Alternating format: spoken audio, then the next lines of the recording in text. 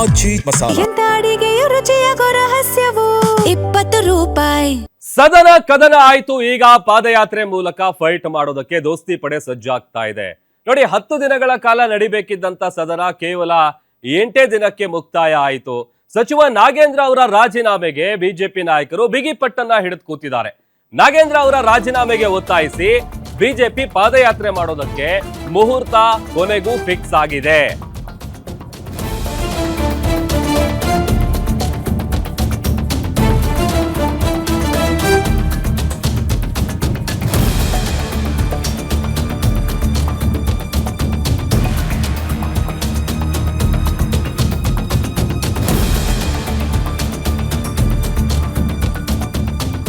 ಬಿಜೆಪಿಯ ಪಾದಯಾತ್ರೆಗೆ ಕೊನೆಗೂ time fix ಆಗಿದೆ.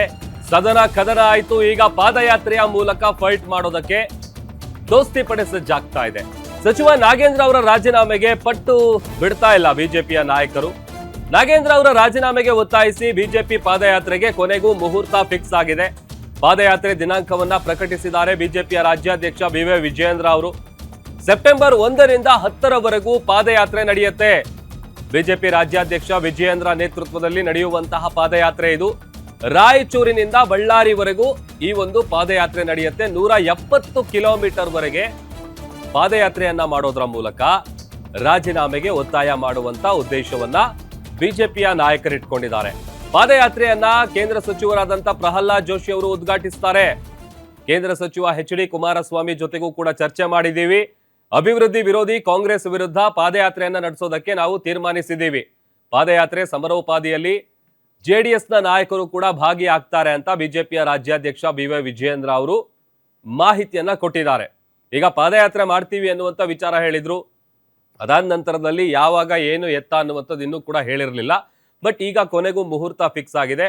ಅದಕ್ಕೆ ಸಂಬಂಧಪಟ್ಟಂತ ರೂಟ್ ಮ್ಯಾಪ್ ಅನ್ನು ಕೂಡ ನಾವು ನಿಮಗೆ ತೋರಿಸ್ತಾ ಇದ್ದೀವಿ. ಸೊ ಅಲ್ಲಿಗೆ ಕೇಂದ್ರ ಸಚಿವರಾದಂಥ ಕುಮಾರಸ್ವಾಮಿ ಅವರ ಜೊತೆಗೂ ಕೂಡ ಒಂದು ಸುತ್ತಿನ ಮಾತುಕತೆ ಆಗಿದೆ. ಸೆಪ್ಟೆಂಬರ್ 1ರಿಂದ 10ರವರೆಗೂ ಅಂದ್ರೆ 10 ದಿನಗಳ ಕಾಲ ಈ ಒಂದು ಪಾದಯಾತ್ರೆಯನ್ನು ನಡೆಸೋದ್ರ ಮೂಲಕ ಸಚಿವ ಬಿ ನಾಗೇಂದ್ರ ಅವರ ರಾಜೀನಾಮೆಗೆ ಒತ್ತಾಯಿಸಿ ನಡೆಸುವಂತಹ ಪಾದಯಾತ್ರೆ ಇದು. ಇದನ್ನ ಕೇಂದ್ರ ಸಚಿವರಾದಂಥ ಪ್ರಹ್ಲಾದ್ ಜೋಶಿ ಅವರು ಈ ಪಾದಯಾತ್ರೆಯನ್ನ ಉದ್ಘಾಟನೆಗೊಳಿಸ್ತಾರೆ ಅಂತ ಬಿಜೆಪಿಯ ರಾಜ್ಯಾಧ್ಯಕ್ಷ ಬಿ.ವೈ. ವಿಜಯೇಂದ್ರ ಅವರು ಮಾಹಿತಿಯನ್ನ ಕೊಟ್ಟಿದ್ದಾರೆ. ಸೊ ಈಗ ಆಲ್ರೆಡಿ ನಾ ಹೇಳ್ತಾ ಇದ್ದಲ್ಲ, ಈಗ 10 ದಿನಗಳ ಕಾಲ ಕಲಾಪ ನಡೀಬೇಕಿತ್ತು. ಬಟ್ ಡೇ 1ನಿಂದ ಹಿಡಿದು ಕೂಡ ನಾಗೇಂದ್ರ ಅವರ ವಿಚಾರವನ್ನ ಮುಂದಿಟ್ಕೊಂಡು ಯಾವುದೇ ಕಾರಣಕ್ಕೂ ಅವರನ್ನ ಸಚಿವ ಸಂಪುಟದಲ್ಲಿ ಮುಂದುವರಿಸಬಾರ್ದು, ಅವರನ್ನ ವಜಾಗೊಳಿಸಬೇಕು. ಇಲ್ಲ ಅಂತ ಅಂದ್ರೆ ನೈತಿಕ ಹೊಣೆ ಹೊತ್ಕೊಂಡು ಅವರೇನೆ ರಾಜೀನಾಮೆಯನ್ನ ಕೊಡಬೇಕು ಅಂತೇಳಿ ದೋಸ್ತಿ ನಾಯಕರು ಕಲಾಪದಲ್ಲೂ ಕೂಡ ಬಹಳ ಕೋಲಾಹಲ ಗದ್ದಲವನ್ನ ಎಬ್ಬಿಸಿದ್ರು. ಹಾಗಾಗಿ 10 ದಿನಗಳ ಕಾಲ ಮುಹೂರ್ತ ನಿಗದಿಯಾಗಿದ್ದು ಕಲಾಪಕ್ಕೆ. ಬಟ್ 8 ದಿನಕ್ಕೆ ಕಲಾಪವನ್ನ ನಿಲ್ಲಿಸಬೇಕಾದಂತ ಅನಿವಾರ್ಯತೆ ಎದುರಾಯಿತು. ಕಾರಣ ರಾಜ್ಯದಲ್ಲಿರುವಂತ ಜ್ವಲಂತ ಸಮಸ್ಯೆಗಳ ವಿಚಾರಕ್ಕೆ ಸಂಬಂಧಪಟ್ಟಂತೆ ಬಿಜೆಪಿ ನಾಯಕರು ಚರ್ಚೆ ಮಾಡೋದಕ್ಕೆ ಬಿಡ್ತಾ ಇಲ್ಲ. ಅದೊಂದು ಕಡೆ ಸುಖ ಸುಮ್ಮನೆ ನಾಗೇಂದ್ರ ಅವರ ವಿಚಾರವನ್ನ ಇಟ್ಕೊಂಡು ಕಲಾಪ ನಡೆಯೋದಕ್ಕೆ ಬಿಡ್ತಾ ಇಲ್ಲ ಅನ್ನುವಂಥ ನಿಟ್ಟಿನಲ್ಲಿ ಮುಖ್ಯಮಂತ್ರಿಗಳಿಂದ ಹಿಡಿದು ಕಾಂಗ್ರೆಸ್ನ ಅನೇಕ ಶಾಸಕರು ಕೂಡ ಅಸಮಾಧಾನವನ್ನ ಹೊರಹಾಕಿದ್ರು. ಅದೆಲ್ಲ ಆದ ನಂತರದಲ್ಲಿ ಈಗ ಪಾದಯಾತ್ರೆಯ ಮೂಲಕ ಹೋರಾಟವನ್ನ ಮಾಡೋದಕ್ಕೆ ಬಿಜೆಪಿ ಪಡೆ ಸಜ್ಜಾಗ್ತಾ ಇದೆ.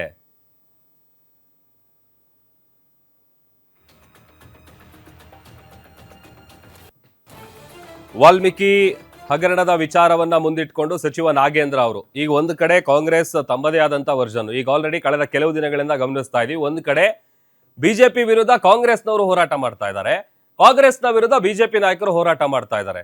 ವಿಭಿನ್ನವಾದಂತಹ ಹೋರಾಟಗಳು ಬೇರೆ ಬೇರೆ ಜಿಲ್ಲಾ ಭಾಗದಲ್ಲೂ ಕೂಡ ನಾಗೇಂದ್ರ ಅವರ ರಾಜೀನಾಮೆಗೆ ಒತ್ತಾಯಿಸಿ ಪ್ರತಿಭಟನೆಗಳನ್ನ ನಡೆಸ್ಕೊಂಡು ಬರ್ತಾನೆ ಇದ್ದಾರೆ.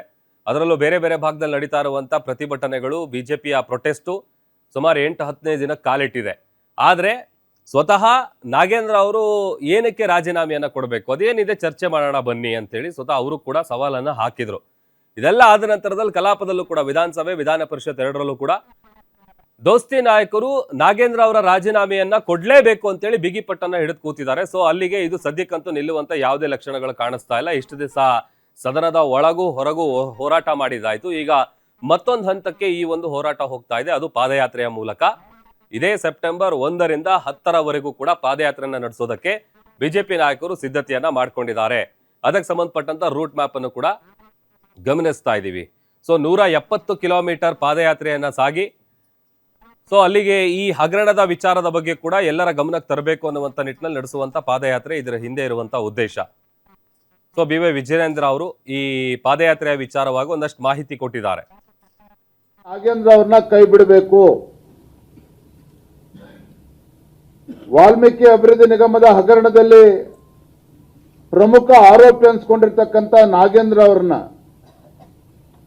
ಯಾವುದೇ ಕಾರಣಕ್ಕೂ ಕ್ಯಾಬಿನೆಟ್ ಅಲ್ಲಿ ಮುಂದುವರಿಸಬಾರದು. ನಾವು ಅಧಿವೇಶನದಲ್ಲಿ ರಾಜ್ಯದ ಜ್ವಲಂತ ಸಮಸ್ಯೆಗಳ ಬಗ್ಗೆ ನಾವು ಚರ್ಚೆ ಮಾಡಬೇಕಾಗಿದೆ. ಭೀಕರ ಬರ, ರೈತರು ಇವತ್ತು ತತ್ತರಿಸಿ ಹೋಗಿದ್ದಾರೆ, ಸಂಕಷ್ಟದಲ್ಲಿ ಸಿಲುಕಾಕೊಂಡಿದ್ದಾರೆ. ಕೆಪಿಎಸ್ಸಿ ಹಗರಣ, ರಾಜ್ಯದಲ್ಲಿ ಇವತ್ತು 2.5 ಲಕ್ಷ ನೇಮಕಾತಿ ಆಗದೇನೆ ಹಾಗೆ ಅದು ಕುಂಠಿತವಾಗಿದೆ. ಅದ್ರ ಬಗ್ಗೆನೂ ಕೂಡ ನಾವು ಚರ್ಚೆ ಮಾಡಬೇಕಾಗಿತ್ತು. ಉತ್ತರ ಕರ್ನಾಟಕದ ಸಮಸ್ಯೆಗಳ ಬಗ್ಗೆ ನಾವು ಚರ್ಚೆ ಮಾಡಬೇಕಾಗಿತ್ತು. ಬಿಡದಿ ಮತ್ತೆ ನೈಸ್ ಪ್ರಾಜೆಕ್ಟ್ ಬಗ್ಗೆನೂ ಕೂಡ ಚರ್ಚೆ ಆಗಬೇಕಾಗಿತ್ತು. ಹಾಗಾಗಿ ನಾವು ಏನು ಆಗ್ರಹ ಮಾಡಿದ್ವಿ ಅಂತ ಹೇಳಿದ್ರೆ, ನಾನು ಮತ್ತೆ ನಮ್ಮ ವಿಪಕ್ಷ ನಾಯಕರುಗಳು, ಮಾನ್ಯ ಮುಖ್ಯಮಂತ್ರಿಗಳೇ, ನಾಗೇಂದ್ರ ಅವ್ರನ್ನ ಕಳಂಕಿತ ಸಚಿವರನ್ನ ಕೈ ಬಿಡಿ. ಏನು ಹಿಂದೆ ಈ ಹಗರಣ ಆದಾಗ ಚಂದ್ರಶೇಖರ್ ಒಬ್ಬ ಅಧಿಕಾರಿ ಶಿವಮೊಗ್ಗದಲ್ಲಿ ಆತ್ಮಹತ್ಯೆ ಮಾಡ್ಕೊಳ್ತಾರೆ. ಬೋವಿ ಸಮಾಜಕ್ಕೆ ಸೇರಿರ್ತಕ್ಕಂಥ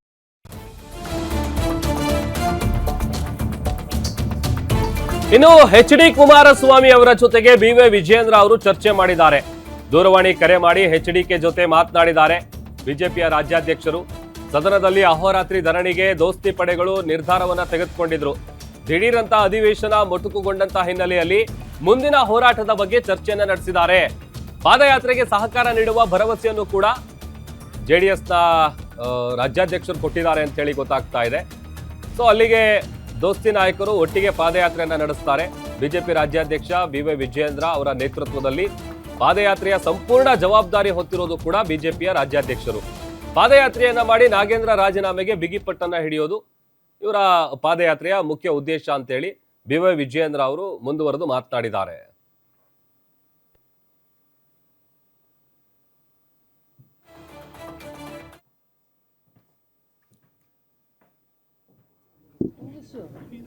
ಗೊತ್ತು ಸರ್, ನೀವು ಇದೆಲ್ಲ ಪರಿಸ್ಥಿತಿ ಗೊತ್ತಿದ್ದು ಹೇಳ್ತೀರಲ್ಲ ಸರ್.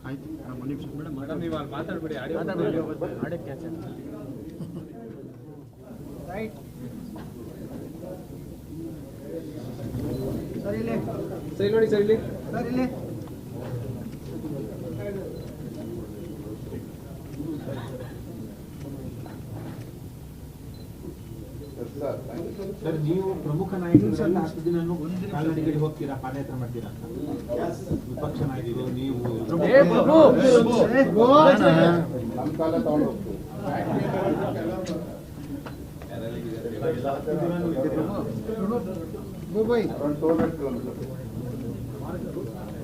ಮೈಕ್ ಆನ್ ಮಾಡೋಣ. ಮೈಕ್ ಆನ್ ಮಾಡಿ. ಓಕೆನಾ? ನಾನು ಹೇಳ್ಬೋದಾ?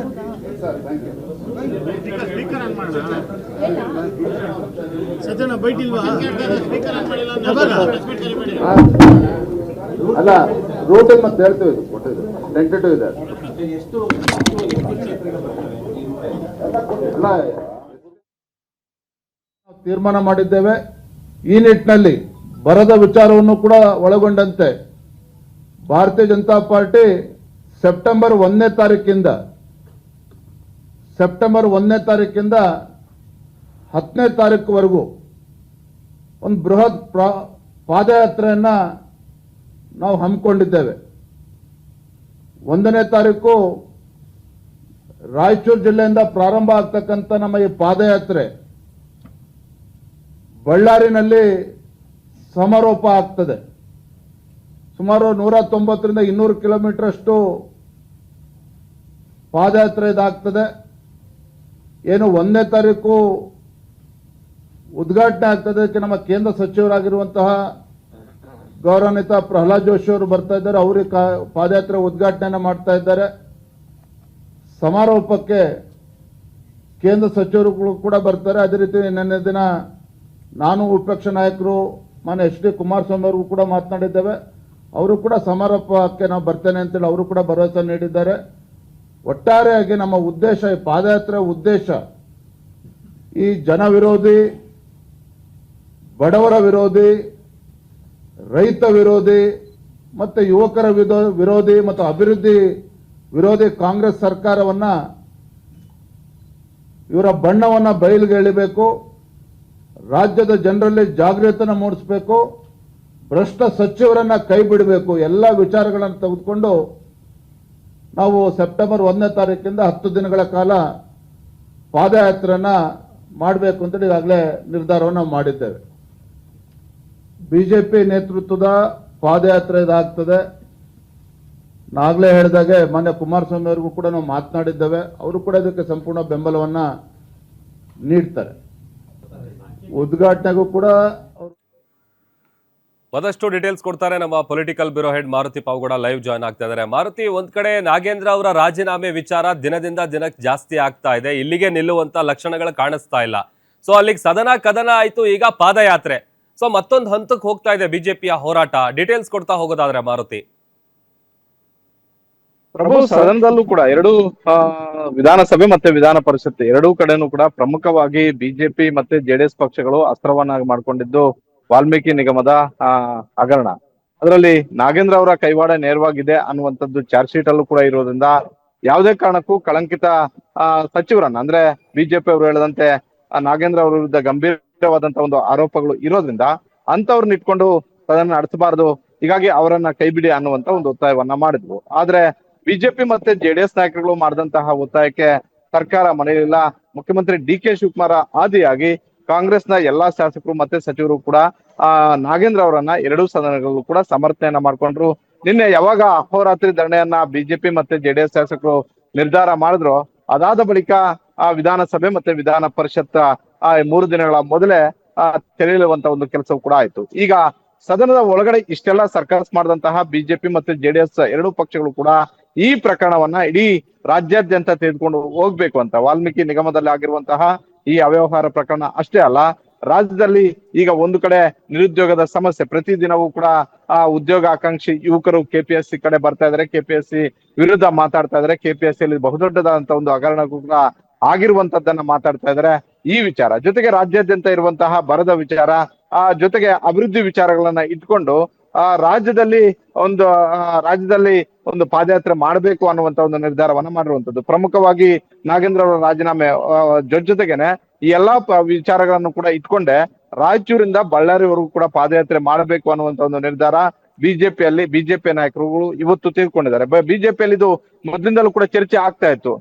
ಬಳ್ಳಾರಿ ಮೂಲದವರಾಗಿರೋದ್ರಿಂದ ನಾಗೇಂದ್ರ, ಸಹಜವಾಗಿ ನಾವು ಕೊಪ್ಪಳ, ಬಳ್ಳಾರಿ, ರಾಯಚೂರು ಈ ಕಲ್ಯಾಣ ಕರ್ನಾಟಕ ಭಾಗದ ವಿಧಾನಸಭಾ ಕ್ಷೇತ್ರಗಳು ಟಚ್ ಆಗುವಂತ ಒಂದು ರೀತಿಯಲ್ಲಿ ಒಂದು ಪಾದಯಾತ್ರೆ ಮಾಡಿದ್ರೆ ಪಕ್ಷಕ್ಕೂ ಅದು ಹೆಲ್ಪ್ ಆಗುತ್ತೆ, ಜೊತೆಗೆ ರಾಜ್ಯದ ಜನರಿಗೂ ಕೂಡ ಇದು ಬಹಳಷ್ಟು ಮನವರಿಕೆ ಆಗುತ್ತೆ. ಈಗಾಗಲೇ ಇದು ರಾಜ್ಯಾದ್ಯಂತ ಚರ್ಚೆ ಆಗ್ತಾ ಇರುವಂತ ಒಂದು ವಿಚಾರ ಆಗಿರೋದ್ರಿಂದ ಈ ವಿಚಾರವನ್ನ ನಾವು ಕೈಗೆತ್ತಿಕೊಳ್ಬೇಕು ಅನ್ನುವಂತ ಒಂದು ಸಲಹೆ ಮತ್ತೆ ಅಭಿಪ್ರಾಯಗಳು ಬಹಳಷ್ಟು ಕಡೆಗಳಿಂದ ಬಂದಿದ್ದು, ಅಧಿಕೃತವಾಗಿ ಇವತ್ತು ಬಿಜೆಪಿಯ ರಾಜ್ಯಾಧ್ಯಕ್ಷರಾಗಿರುವಂತಹ ವಿಜೇಂದ್ರ ಅವರು ಪಾದಯಾತ್ರೆಯನ್ನ ಘೋಷಣೆ ಮಾಡಿದ್ರೆ, ಅದರಲ್ಲೂ ರಾಮ್ಲು ಮತ್ತೆ ಜನಾರ್ದನ್ ರೆಡ್ಡಿ ಅವರನ್ನ ಇಟ್ಕೊಂಡು ಆ ಸಭೆಯಲ್ಲೂ ಕೂಡ ಇಟ್ಕೊಂಡು ಮೊದಲು ಸಭೆ ಮಾಡಿದ್ರು ಬಿಜೆಪಿ ಕಚೇರಿಯಲ್ಲಿ, ತದಬಳಿಕ ಸುದ್ದಿಗೋಷ್ಠಿ ಮಾಡಿ ಪಾದಯಾತ್ರೆ ಘೋಷಣೆ ಮಾಡಿರುವಂತದ್ದು. ಸೆಪ್ಟೆಂಬರ್ 1ನೇ ತಾರೀಕಿಂದ ಸೆಪ್ಟೆಂಬರ್ 10ನೇ ತಾರೀಕುವರೆಗೂ ನಡೆಯುವಂತ ಈ ಪಾದಯಾತ್ರೆ ರಾಯಚೂರಿಂದ ಆರಂಭವಾಗಿ ಬಳ್ಳಾರಿಯಲ್ಲಿ ಸಮಾರೋಪ ಸಮಾರಂಭ 10ನೇ ತಾರೀಕು ನಡೆಯುತ್ತೆ.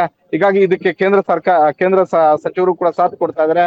ಬಹುತೇಕ ಬಿಜೆಪಿಯಿಂದಲೇ ಈ ಪಾದಯಾತ್ರೆ ಆಗುವಂತ ಒಂದು ಸಾಧ್ಯತೆಗಳು ಇದಾವೆ. ಜೆಡಿಎಸ್ ಕೇವಲ ಕುಮಾರಸ್ವಾಮಿ ಅವರು ಒಪ್ಪಿಗೆ ಕೊಟ್ಟಿದ್ದಾರೆ ಅಂತ ಹೇಳ್ತಿದ್ದಾರೆ, ಆದ್ರೆ ಜೆಡಿಎಸ್ ಕಾರ್ಯಕರ್ತರು ಭಾಗವಹಿಸ್ತಾರ ಅನ್ನುವಂತ ಒಂದು ಪ್ರಶ್ನೆಗೆ ಬಿಜೆಪಿ ನಾಯಕರ ಬಳಿ ಉತ್ತರ ಇಲ್ಲ. ಬಿಜೆಪಿಯ ಕಾರ್ಯಕರ್ತರೇ ಪಾದಯಾತ್ರೆ ಮಾಡುವಂತ ಸಾಧ್ಯತೆಗಳು ದಟ್ಟವಾಗಿ ಹೆಚ್ಚಾಗಿದ್ದಾವೆ. Okay, thank you Maruti.